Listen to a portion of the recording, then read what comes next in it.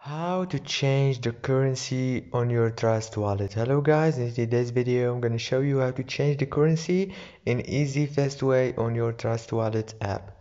So first thing we do is we go to Trust wallet, and as you can see this is the home page. Now if you want to change the currency you have just to go down here to settings, and now you will have many options, but you need to choose preferences. Here click on it, and as you can see now you will be able to choose currency and choose any currency here that you want. There is a lot of currencies that you can choose.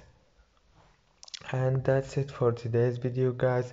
If this video was helpful for you, please don't forget to like and subscribe, and thank you so much for watching till the end.